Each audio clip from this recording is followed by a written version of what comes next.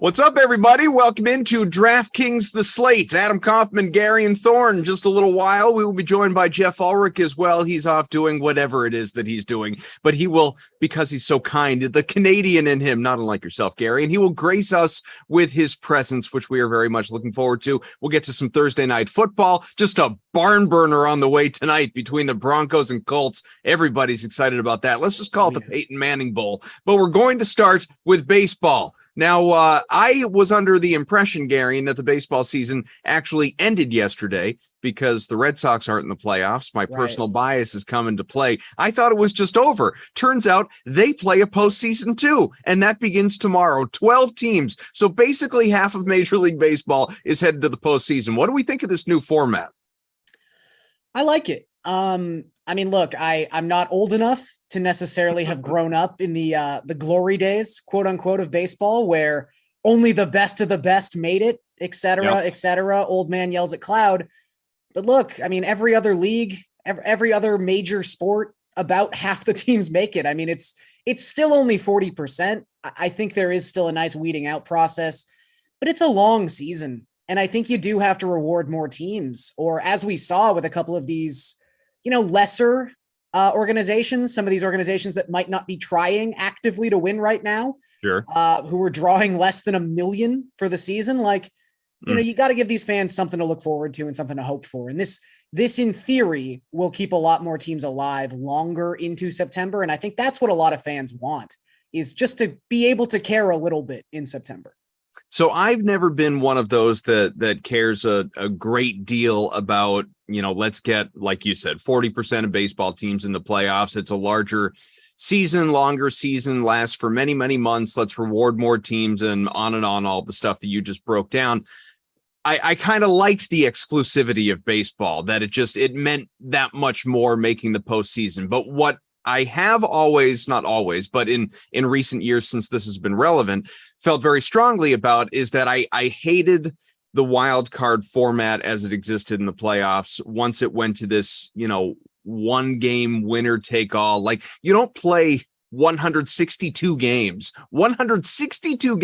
to then have your season decided by one. Like that to me is just absurd. It's always been absurd. So I do think that, obviously it took going to a 12-team format to get there, but to now have, pardon me, a best of three wild card format, and I know it's not 5, it's not 7, but a best of 3 wild card format, that excites me. That's really fun. That's, at least takes out, some level of chance and circumstance, and it's more of the let the best team win. Yeah, I mean, look, I think the running joke for the longest time in the 1-game wildcard era was, let's just wait and see what happens when the Yankees lose a 1-game wildcard, and then what the league does to possibly deal with the ramifications of that. So you can maybe thank your Boston Red Sox for getting this into place. It was, look, it's great for drama. I mean, there were some fantastic, I'm remembering games like Oakland, Kansas City. I think that was in like 2005, 2016. One of those years when Kansas City went to the World Series. Fantastic game that went into extra innings. That's when the Royals stole 7 bases over the course of the final 3 innings of that game. Obviously, you've got Edwin Encarnacion's walk-off home run with Zach Britton still sitting in the Orioles bullpen. It's great for drama when it works. But you're right. It's a lot. It's a lot of baseball. It's 6 months of baseball now crammed into one game. So I do like this aspect, with at least a second day to come to the ballpark to try and prove your worth. So I'm pretty excited. I think we've got some really good series this weekend. Plus a month of preseason games, by the way, so which is just unlike any other sport. But let's get into it. That's what the bettors care about, obviously, and we'll show you what we're looking at on the DraftKings Sportsbook as well in terms of the games that begin tomorrow, because the playoffs, they do get started right away. Thankfully, it's something that I think we can all agree on is a good thing. So as early as noon tomorrow Eastern, 12:07 to be exact, you got the Rays and Guardians, of course, Cleveland playing host to Tampa Bay. The Rays really struggled down the stretch. I realize that doesn't necessarily matter in the sense that, hey, they're still a playoff team, but obviously, it did impact playoff positioning and having to go to Cleveland and all of that with them floundering the, I think, 5-game losing streak to close out their regular season. So not great. It'll be Shane McClanahan and Shane Bieber, a matchup of Shanes that will be on the mound. The hometown Guardians are the favorites in this one. Then, a little bit later in the day, you'll have the Phillies and Cardinals, the Mariners and Blue Jays, and then the Padres and Mets as well. But let's start with that first game. What's, the immediate takeaway from not only game one, but this series? Yeah, I think one bet that I really like in this series that is even money, plus 100 right now in the DraftKings Sportsbook. And there are so many fun ways to attack these wildcard series right now on the DK Sportsbook. You've got correct series lines. You've got special props that kind of delve into how many runs combined you think these teams will score, et cetera, et cetera.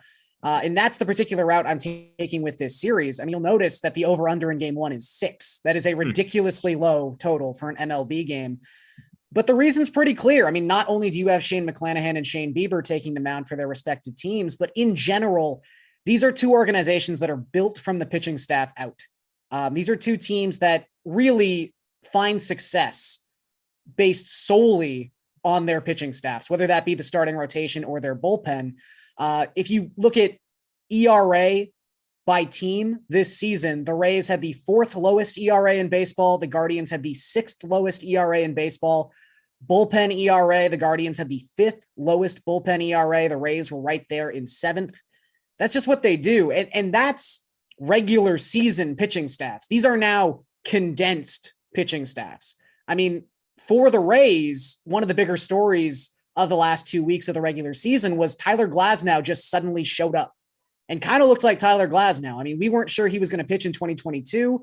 It seemed like he was destined to be on the shelf till 2023. He's here now, and he's probably going to start game 2.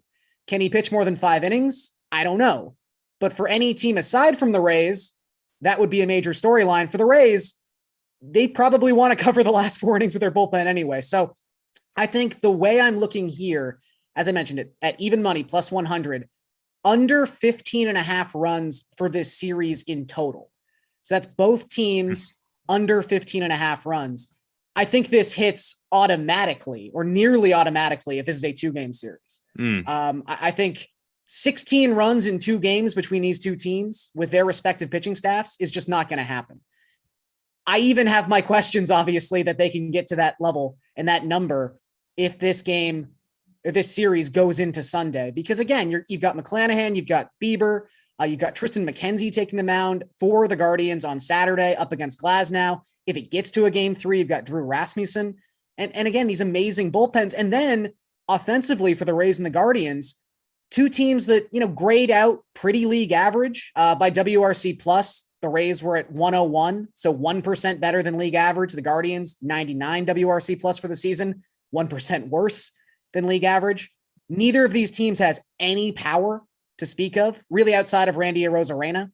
The Guardians have the 2nd lowest isolated power in all of baseball, just better than the Detroit Tigers in 2022. So the way these teams score runs is speed, which, is an important thing in the playoffs, obviously, but really it's stringing hits together. And I just have too much respect for both of these staffs that I think we're going to see a lot of innings where the Rays string 4 hits together and score 3 runs. I just think we're going to get some really low scoring games. And heck, it's almost like we got the answers to the test last week because these two teams played each other in Cleveland, a 3-game series.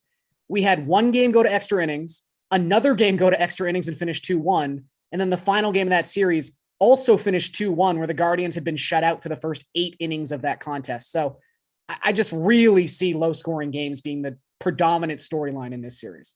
So only one correction from all of that. I believe his legal name in October is playoff hero Randy Arozarena. The greatest player in the world, Randy Arozarena. Yeah. I think that's what we need to call him, at least when fall comes around. I should mention, by the way, and no surprise here, that the home teams in these 4 games tomorrow are all favorites. It's a 1.5 on the line on the DraftKings Sportsbook in terms of being favored in these games. The over-under is 7, a couple of the games, 6 in the others. Obviously Garion just broke down one of them. The other is the nightcap involving the Mets and the Padres. Good pitching matchup on that with Darvish and Scherzer. But let's just kind of go right in order. Let's look at the 2:00 game here in the Phillies in St. Louis in what could be I think emotionally for people, one hell of a swan song for Albert Pujols here. That's what a lot of people, not Phillies fans, but a lot of people around baseball are hoping for. If not their favorite team, let's see Pujols go out on top. But I guess I'd be remiss not to remind people he has already won 2 rings.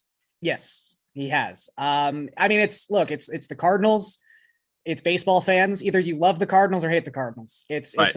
They're the National League Yankees in a way. And the Cardinals, in terms of pulling at your heartstrings, it's not just Pujols. It's Yadier Molina's last stand. It's probably Adam Wainwright's. I mean, he really hasn't come out and said anything, but it'd be hard to imagine him without Yadier Molina. But at the same time, he still had a pretty productive season, so he could definitely come back if he wants to. And I'm sure the Cardinals will try to get him back in 2023.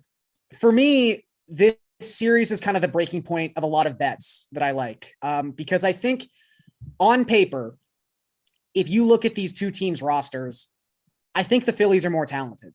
And I think a lot of people would agree with me in that assessment, particularly in the starting rotation. We didn't actually know who the Cardinals were starting in this game until about 3 hours ago. They were sort of deciding between Jose Quintana and Miles Mikolas. Perfectly fine pitchers, but the Phillies were just like, yeah, we're starting Zach Wheeler because he's Zach Wheeler. Game 2, we're going with Aaron Nola because he's Aaron Nola.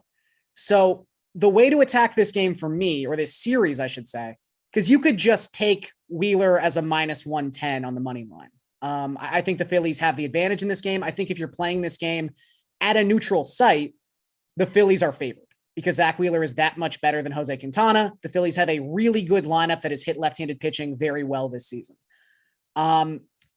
But I would say either the series line, which right now is Phillies +115, that's pretty tempting. But also, if you want to look into correct series score, the Phillies to sweep this series, Phillies 2-0 is +285, which if you think the Phillies are going to win this series, you're banking on Zach Wheeler winning game 1 and you're banking on Aaron Nola winning game 2. That's the formula. Because if Ranger Suarez has to pitch game 3, he's a left-handed pitcher. The Cardinals are the best hitting team of left-handed pitching in 2022. So I don't think they have the advantage in game 3. If you think they're going to win at +115, it's more likely than not, if that bet hits, it hit because they won game 1 and they won game 2 behind their quote unquote pair of aces. So I think that's a really tempting number, considering, again, I mean, Wheeler, 3 starts since coming off the IL. He's only allowed 1 earned run in the 15 innings he's worked in that span of time. Aaron Nola, since the beginning of September, has an ERA just over 2 and a 1.95 FIP. I mean, these guys have been the exact versions of themselves you would want heading into the playoffs. Bryce Harper hasn't looked amazing since coming off the IL, but he's still Bryce Harper. And they've got enough bats around him where he doesn't necessarily have to carry the load in this series. Where conversely, Paul Goldschmidt, his worst month of the season was in September. Nolan Arenado was all right in the month of September. If those two guys aren't carrying the Cardinals offense, I don't think their starting pitchers are going to carry them. I don't think like Brendan Donovan and Tommy Edman are going to carry them. Like those guys have to do the heavy lifting. I just really like the Phillies in general in this spot. Phillies are in the playoffs for the first time in a decade. The Mariners going up against your beloved Toronto Blue Jays, first playoff series in what, 2 decades? Been 20 years, I think. 21. Yeah, 21 so Mariners, yeah. Incredible. Then it's been so long, obviously, and such a different looking team as you would expect when basically a whole generation of baseball has gone by. So, what are our expectations here for this one, starting off in Toronto? I imagine of all the series, you have the most thoughts on this one. I mean, the most thoughts in general, sure. I tend to not want to bet with my heart. So from a betting perspective, I haven't really dug in too deep here. Although I will say this series is part of a larger bet that I do like on the DK Sportsbook for the wildcard series, which is, and this kind of ties together with the Phillies as well, over 4.5 road victories in the wildcard round. So basically what that means is, or what you would need to have happen to make that bet hit, at +100, is you need one of these underdog teams to win their series. And at that point, you would just need 3 more road victories from the remaining 3 series. And I think the reason to feel confident that this bet will hit is, I've already kind of laid out why I like the Phillies so much. That's 2 wins. I think the Rays and the Guardians, those are going to be really close games. The Guardians are a young team. The Rays also pretty young. I mean, the Rays are always young, but this is an organization that has probably been one of the most successful playoff teams in the past decade. I mean, the Rays just win in the playoffs. It's what they do. Kevin Cash is a fantastic manager. And I think that, right now, Shane McClanahan is basically a pick'em in game one. They're basically a pick'em for the series price. I don't think it's crazy to think that the Rays win that series or that they at least take one game.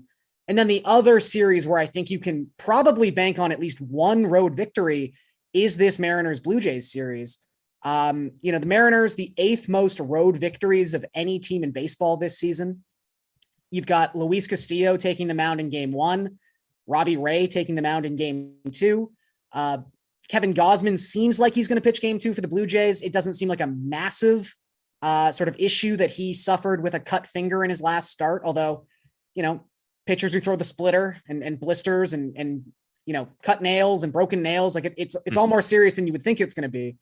I just think these two teams match up really well. I think they're very evenly matched. I think the Jays have a better offense, but I think the Mariners have a better pitching staff and a better bullpen. So I think this is also going to be a close series. So by the time you get through these three, even if the Mets go full Mets and Max Scherzer just dominates game one and Jacob deGrom just dominates game two and the Padres are out by Saturday night, I still think that 4.5 over is looking really good because I think these first three series are going to be very competitive. Well, you alluded to that last series, the Mets and Padres. So where do we go here? What's the expectation? Are the Mets, as much as they sort of slid, obviously, in the back part of the season, are they going to rise to the occasion now, or are Mets fans rightfully psyched for what's about to happen? I don't know if Mets fans are psyched. I think Mets fans have a healthy fear. How could we win 100 games and not win the division? What a Mets thing to have happen. I feel like they're kind of in that mindset right now. I like to choose positive, Gary. Sure. Yeah. I don't think Mets fans are generally optimists. I'll say that. Probably not. You can ask Matt LaMarca next time we see him. That's fair. I think the Mets roll here. I think they're justifiably the biggest favorite in terms of series line for these wildcard series. In game one in particular, I mean, Yu Darvish has been pretty good in 2022. I don't think, there's reason to put him down by any means. He hasn't been the most consistent pitcher in all of baseball.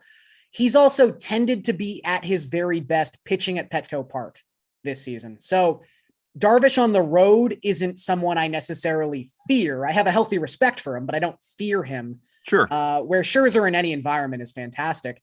I would maybe take a look at the under in this game, though, as crazy as it would seem. It's only at 6.5, or maybe you look at the under first 5, because I do think Scherzer is going to be very good. I think we've seen the Padres offense since trading for Juan Soto not be as historically great as I think AJ Preller was probably hoping for when he made that trade and just gave away half of his farm system.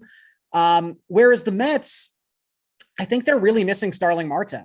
They've got some really good bats in that lineup. Obviously, Francisco Lindor is having a nice bounce back season, his second year into that massive contract in New York. You've obviously got Pete Alonso, who is among the best home run hitters in all of baseball. Jeff McNeil just won the NL batting title. Like, there are some guys here. Brandon Nimmo's great.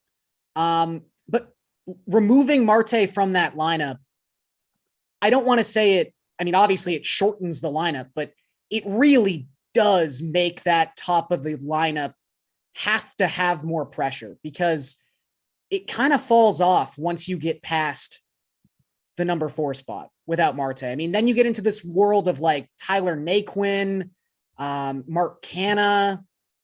Maybe we see some like Daniel Vogelback bombs. I mean, that's always fun, but you don't necessarily want to count on it. So I could just see this being a lower scoring game. I just don't have a lot of trust for that Mets offense outside of the top 4 once Starling Marte is out of the lineup.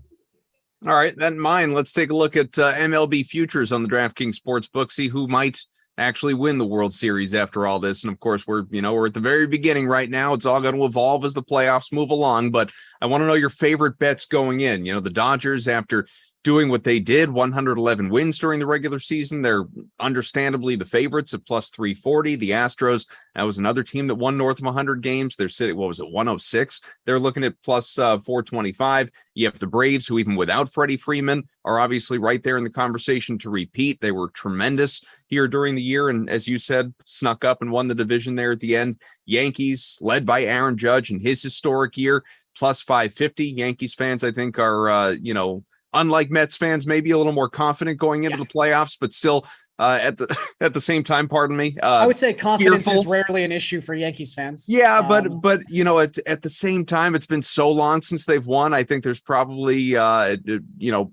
deep down underneath the surface, just being petrified of this thing blowing up in the first round. Sure. So who knows? But as you look at it right now, as we all look at it, what are your expectations here for the postseason overall? Thinking beyond the wild card round.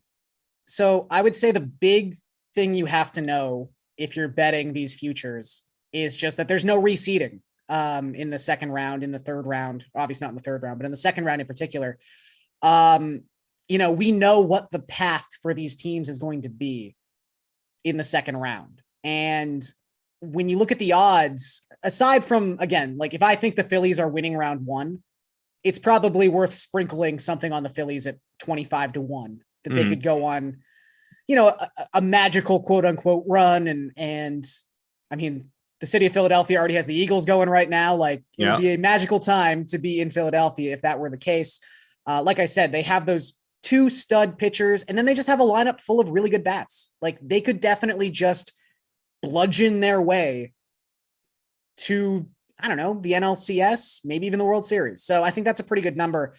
But I would say the team that has the clear advantage from a seeding perspective is the Yankees. And I think at plus 550, those are reasonable odds for a team that's as talented as the Yankees are, and that have also shown us what their upside is. Like we know the Yankees are a team that at one point this season was winning like 70% of their games. So we know how good they can be. And also it seems like if you had to pick a side of the American League bracket, like if you're the Yankees watching these first round series, would you rather play the winner of Seattle, Toronto, or the winner of Tampa Bay, Cleveland? I mean, Cleveland, not to take anything away from those teams, but Cleveland won the American League Central, which congrats. Like they kind of gave it to you. Anyone competent could win the American League Central. The Rays, as you mentioned, I mean, this is a team that won 100 games last season and only won 86 this season. The addition of Glasnow is big, and the further the Rays go into the playoffs, the more built up in theory he's going to be and the more dangerous he becomes. But that's definitely the matchup you want if you're the Yankees. Whereas, if you start looking at like Blue Jays futures, even Mariners futures, the problem, even if they survive that first round, is they have to play the Astros. Like that's you'd rather play the Yankees than the Astros. So I think the path here is probably easier for the Yankees. And I will just say their bullpen win right. And we can question whether or not it's currently right, because Aroldis Chapman has obviously had some insane walk issues this season. Clay Holmes hasn't looked the same since the All-Star game. We don't really know if Zach Britton's himself, even though he came off the IL, et cetera, et cetera. But they basically have 10 guys in their bullpen who can throw 99 miles per hour. So if they get a lead, they're a very scary team. And that's not even to mention they have, I know Garrett Cole's been terrible in the playoffs, and it's something that joys me every single time it happens. But Luis Severino looks fantastic. He looks healthy. They've got Nestor Cortez, who I think some people thought would maybe fade in the second half of the season. He's not. He's still been amazing, just as amazing as he was in April and in May. They've got a really good team, and they're getting healthy at the right time. Maybe they get Andrew Benintendi back at some point in this run. Maybe they get Matt Carpenter back at some point in this run. So they're dangerous as currently constructed, and there's also a way they get better as this playoffs roll on. So I think, as much as it pains me, I kind of like Yankees at plus 550. Gary, let's bring Jeff Ulrich in, who has just popped in. And Jeff, who's your favorite baseball bet going into the postseason? Yeah, Dodgers, Benintendi, those guys. You don't care, but I love that you don't care, and that you're not. I don't care. It's not that I don't care. I like baseball.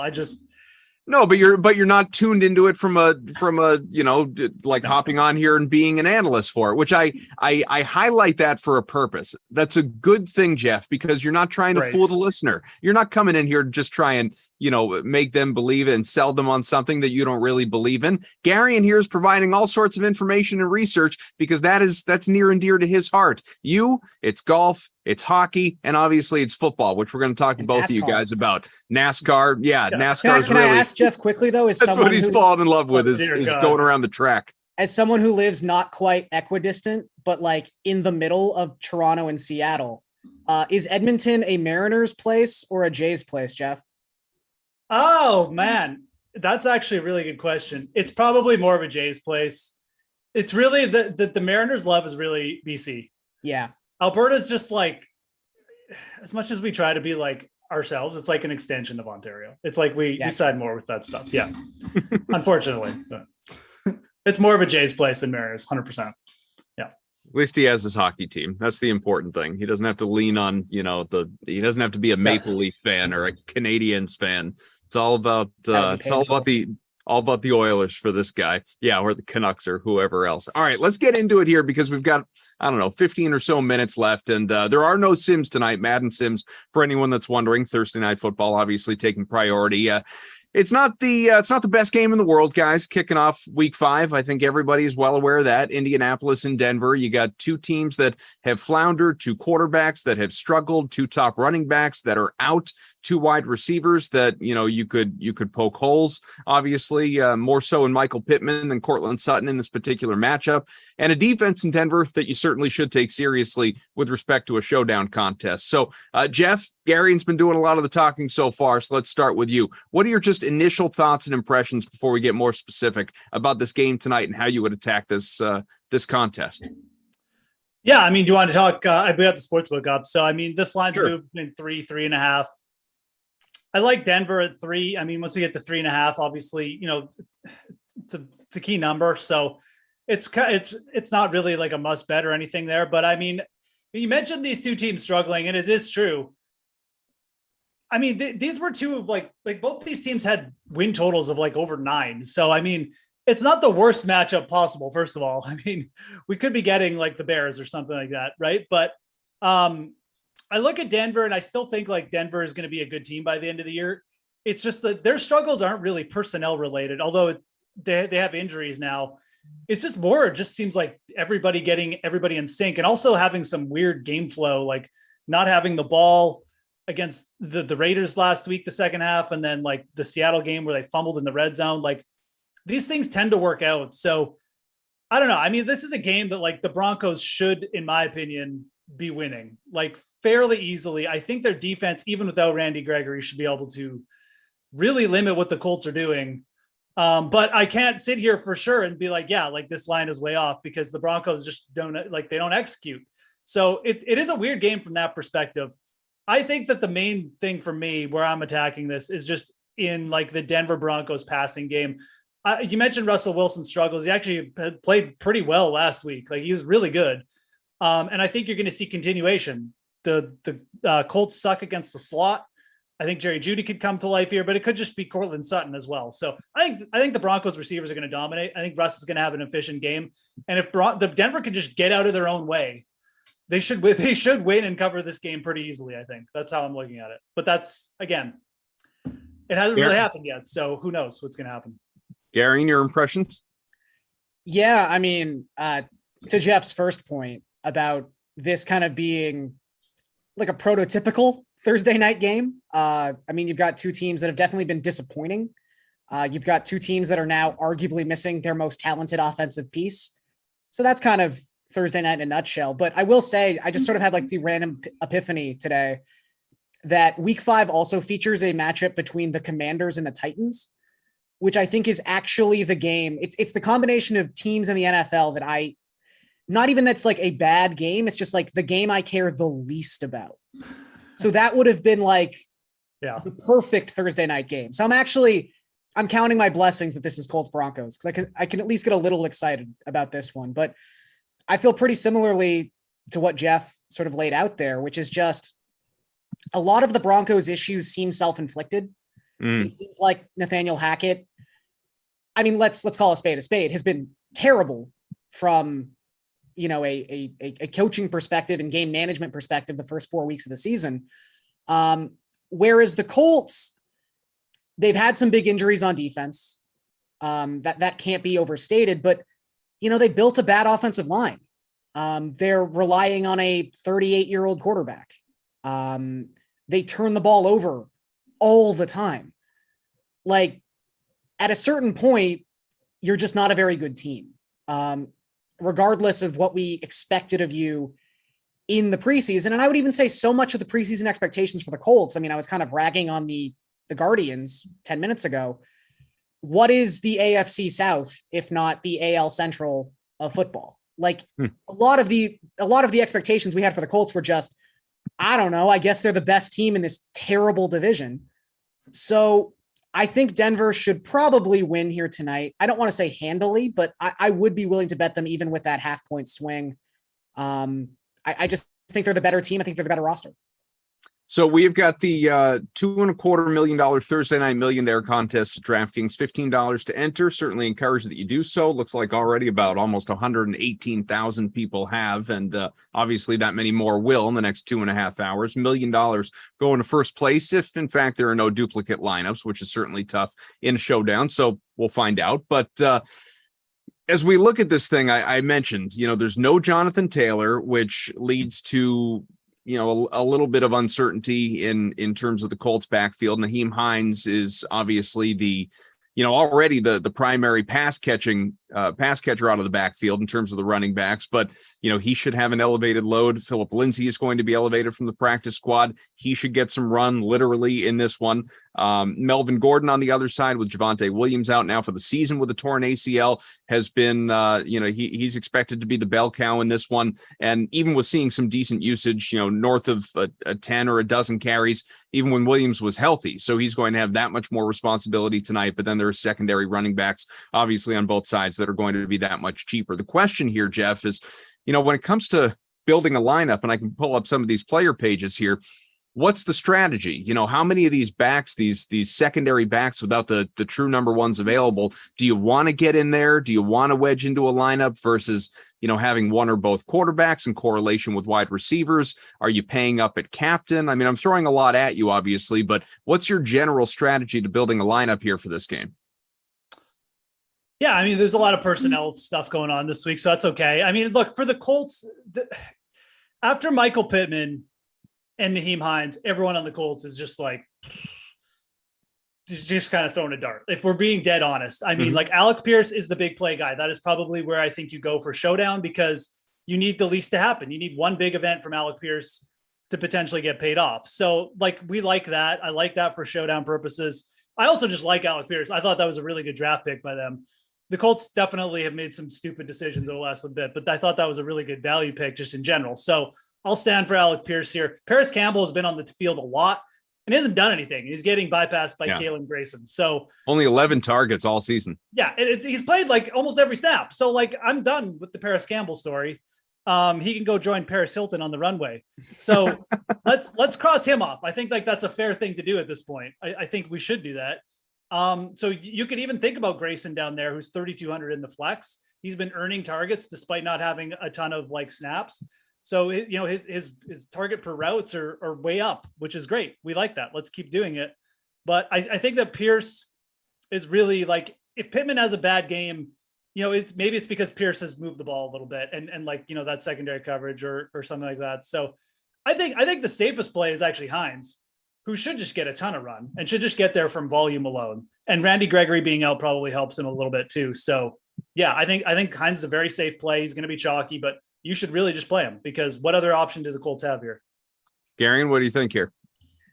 Yeah. I mean, the thing about the Colts offense is it's very socialist at a certain point. I mean, you've got Michael Pittman, who is the number one option. Obviously, he's had a target rate above 25% in 2 of the 3 games he's been active for this season. But as a showdown asset, I mean, the Colts have an implied team total below 20 points tonight. They are averaging the fewest points per drive. I think it's 1.36 points per drive of any team in the NFL this season. At a certain point, you just don't want to pay for the most expensive skill position player on an offense that's just been this underwhelming. And it's really no fault of Pittman.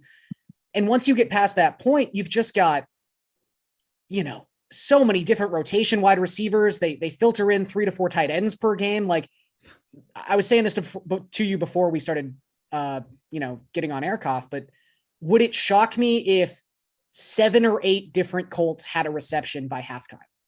No, like that's kind of just how they operate. So it is very hard to get too excited about any one of these assets sort of in that like 3K to 6K range, because you don't really think any one of them is going to be a volume machine, which is why someone like Pierce is appealing, because at least the small amount of volume he'll see is going to be big play volume with a high ADOT.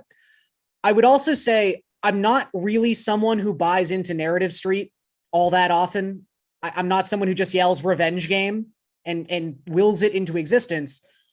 I do think the Philip Lindsay thing is interesting tonight, just because first and foremost, he's ridiculously cheap. At $400, he really just has to gain 20 yards rushing, and that's 5x value. So the floor is so ridiculously low for Philip Lindsay. And also the Colts, like, this is a position of need. They need someone to run between the tackles tonight. Like, I think Nyheim Hines gets an opportunity to do that, but I think Lindsay's going to be someone who probably gets somewhere between 6 to 8 carries. And maybe he gets a reception or two just because he's on the field. And I think for coaching staff, like when you're calling a guy up from the practice squad, when it's someone who this will be his first game against the Broncos, and Philip Lindsay's not even just someone who like played for the Broncos. He was born in Denver, went to university in Colorado. I do think that stuff matters a little bit to a coaching staff. I think they go like, this guy really wants to play tonight. We're going to give him a series or two. And for him, like, again, at this price point, a series or two should probably be enough to be in an optimum lineup if he's able to do absolutely anything. Maybe he gets a goal line carry. Like, there's just a lot of different paths for Lindsay to actually bring back value. Aside from that, I think the only asset we haven't really mentioned, Broncos defense. There's someone I would possibly even consider captaining tonight. I mean, as I mentioned, Colts are not scoring on a per drive basis. They've turned the ball over on 21% of their drives this season. That is the 3rd highest rate in the NFL. Their offensive line is broken at the tackle position. They're giving up so many sacks and so many pressures, which is bad because Matt Ryan's immobile. So he's kind of like Tom Brady-esque at this point, where he might just fall down if they get pressure. He's like in a self-preservation mode, or he'll make a dumb pass, which is something he's done a lot so far this season. So I think the Broncos, I know they didn't look great against the Raiders, although, as Jeff alluded to, that might've been more of like a time of possession, weird game script sort of thing. But I think either if it's in the captain spot, if it's in the flex spot, I do think Broncos DST has value tonight. First of all, do you guys see the sun setting directly into my face? Oh yeah, it's hitting me too right now. Yeah, it's really, yeah, you're getting it as well. It's Jeff, my goodness. I mean, we need to all be in like noon here, man. Yeah, we need to move into Jeff's office for the last 5 minutes of this show. Yeah, so all right, Garion outlined a lot of, obviously, both of you, a lot of reasonable plays here for tonight. You can only fit 6, and you can only, really pay up for 1 at the captain spot if you're willing to anyway. So I guess that becomes a question here, Moose. Garion wrote about it on DK Nation. I know we'll get his analysis. He's a big Cortland Sutton guy in the captain spot tonight. But if you're looking at the studs that are available, the, studs, I say that with quote fingers with respect to this game, but obviously the 2 quarterbacks, the 2 primary, number 1 receivers in Sutton and Pittman, and the 2 top running backs in Hines and Gordon. Among that half dozen, group there, who is your primary captain in if you're only throwing out 1 lineup? Yeah, no, I mean, Sutton, I think, is a great choice. I mean, his usage is up there. His ADOT, he's getting targeted downfield. Like, he's converting big plays at a ton of big plays, like over 10 yards already. It's pretty much everything you want from like an elite number 1. I think his props are actually still like a little bit undervalued too, which is interesting. I agree. Like, he would be my first choice as a captain. And it's a game where, again, like, we have one side of the ball with like such a low implied team total. I love Michael Pittman, but he's overpriced. So it's really hard to make a case for him. I think if you were playing like the other side of the game, I would probably lean to Hines. I mean, running back in a high volume spot, he can catch the ball a little bit. There's probably multiple ways he could get there for us. So it's not like, again, I'd rather just play the Denver side and play Sutton, but sure. Bug. Yeah, I think Hines is like a viable kind of like alternative captain for builds where you're going with, an Indy kind of style win. So, but Sutton's up there. And I think Jerry Jeudy is viable as well, but I mean, I prefer Sutton, but the Colts have really, really been bad against the slot. Chris Kirk just torched them there in week 2. And Jeudy doesn't get as high usage as Kirk there, but he still tends to take a lot of snaps. I think it could be a decent spot for Jeudy, but that's more of a contrarian play and just kind of like a game theory, trying to create some different lineups. Sutton is, to me, like he's got to be the number one choice. And I was talking, Gary, and to you as you mentioned before the show even started, and just sort of, if you can make the case for Sutton, and you can make the case for Jeudy, and you can, why not go with Russell Wilson, spread the wealth in case, one, and either it's relatively even, or obviously, you happen to pick wrong and Jeudy has the bigger night. Like maybe Sutton has 8-10 catches and 100 yards, but Judy's the one that scores 2 touchdowns. I don't know. It could break down, obviously, anyway. Yeah, I mean, look, I think that Russ, as Jeff said earlier, like he definitely played his best game in week 4. That's a positive sign. The one thing Russ doesn't really do anymore, which would make him so much more viable as a captain, would just be doing anything with his legs. So now that's kind of out the window, that is a little damaging, where, the upside in a full point PPR of captaining one of those 2 wide receivers is just so much higher with Wilson not having that, dual threat ability anymore, or at least showing that dual threat ability anymore. The one thing I'll say about Jeudy, because I too, it would be Sutton is my number one option to captain. He's someone who's got a 30% target rate or above 30% target rate his last 3 games for the season. He's like accounted for 41% of the Broncos air yards. Like he's the guy. And, whether or not you want to buy into a couple of the storylines from preseason about why he's the guy, up to you. But it is kind of a funny thing to explore. Jeudy hasn't really been getting the volume that I think a lot of people would have expected this season, or the volume we would expect for someone who was a very highly regarded first-round pick not too long ago. Javonte Williams' absence, obviously the trickle-down effect is more important to like the Melvin Gordons and the Mike Boones of the world. However, he was actually second on the team in target rate at 17%. Someone's got to pick that up. And I don't think Sutton's going to get more necessarily. I think that's going to be where maybe Jeudy goes from like 5 targets to 8 targets. And suddenly that's all the difference for someone who has his ability. So don't sleep on the correlation of Javonte Williams missing for Jerry Jeudy. Jeff, you waving at a bug? What are you doing there? I got it. It's gone. Went all Cobra Kai, went Mr. Miyagi and just killed the bug with a couple of chopsticks. Good for you. All right. Well, we're it's about time for us to look ahead, to spend the next 2 hours and 15 minutes, I guess, really pondering and hypothesizing the game script of what this thing is going to look like. And will the Broncos get ahead early and Ryan and the Colts will have to throw from behind, and Gordon and the other backs are going to be running out the clock? There are a lot of different directions lineup wise you can go with this game, and obviously some baseball to think about leading into tomorrow. We are going to have the sweat tomorrow morning, full breakdown of this one, a look ahead obviously to not only baseball but the main slate in the NFL, as well as tomorrow on the slate. I'll be back with you. We'll find out with who, probably Lamarca, maybe even one of these guys as well, and we'll look not only back on what does happen tonight, but more baseball talk, reacting to what is happening in the minute, because some of those games will be underway. And of course, plenty to look forward to in the NFL coming up this weekend with some key injury questions that are still question marks. Look forward to those final injury reports. But thanks to T Pike, undercover boss Tom, Eamon, our producer, and of course these 2 guys, Moose and Gare Bear, the Thornado. It's been a while. Adam Kaufman. Yeah, I know. Throwing it back. Thanks to everyone for being with us. Catch you again soon. Thanks, guys.